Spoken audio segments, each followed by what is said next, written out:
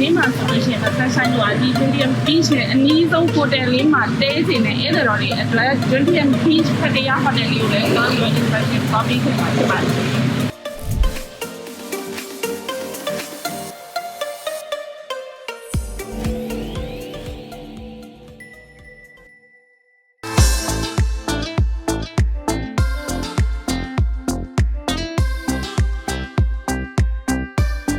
မဆန်းဆိုင်တို့ကဒီ Juntium Fan Beach မှာဆို building တစ်ခုရှိတယ်ပေါ့နော် main wing နဲ့ Juntium wing ဆိုပြီးတော့ building တစ်ခုစီမှာကအခန်းမျိုးစားနှစ်ခုစီရှိတယ် Superior နဲ့ Deluxe ပေါ့နော်အခုမဆန်းဆိုင်တို့အရင်ဆုံး Deluxe ခန်းလေးကိုလိုက်ပြီးတော့ပြပြပါမယ်နော်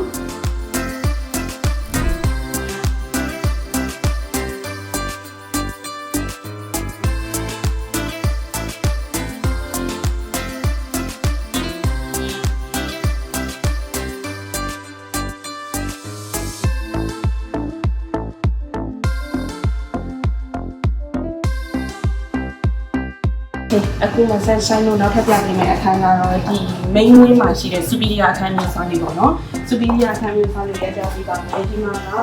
ဒီ hotel ရဲ့အားသာချက်ကတော့ view လေးတွေကအခန်းတိုင်းကနေပြီးတော့ sea view ကိုမြင်ရမှာဖြစ်ပါတယ်နော်မဆန်းဆိုင်လို့အသေးစိတ်လေးရပြပေးပါမယ်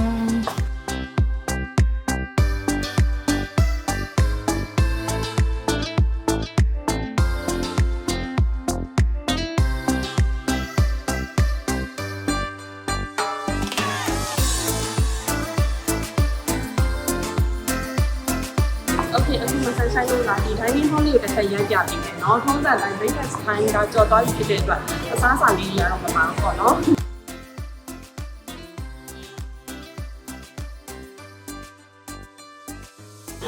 breakfast ကိုလည်းနေရာပြပေးထားတာပေါ့နော်ဒီဘက်ကတော့ Asian country တွေအတွက်ပေါ့ခုနကမဆန်းဆိုင်ရပြခဲ့တာကတော့ international ပေါ့သူကအစားအစာရဲ့ဟိုဟာ culture လေးတွေကကွဲတယ်လေအဲ့ဒါလို့ဒီမှာ Asian ဆိုတာ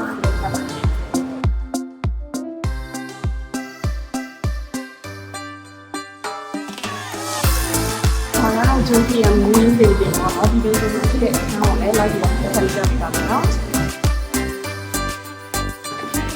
ကတော့ပုံစံတိုင်းနှမျိုးပဲပေါ့နော်ဒါကတော့ Juntium wing back အချမ်းမရှိတဲ့ Superior ခံပေါ့နော်ဒီဘက်ကိုလေးသိနေတယ်လက်ခံလို့ရှိတယ်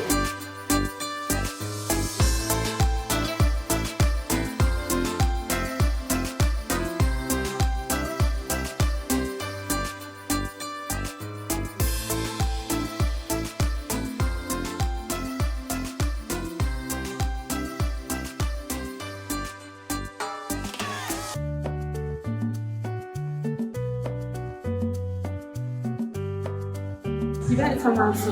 ဆိုတဲ့အခါမှာဝင်ပြီးတော့တစ်ချက်ရပြပေးမယ်နော်ဘယ်တော့မှအဆင်ပြေလိုက်လဲနော်အဲ့ဒါတော့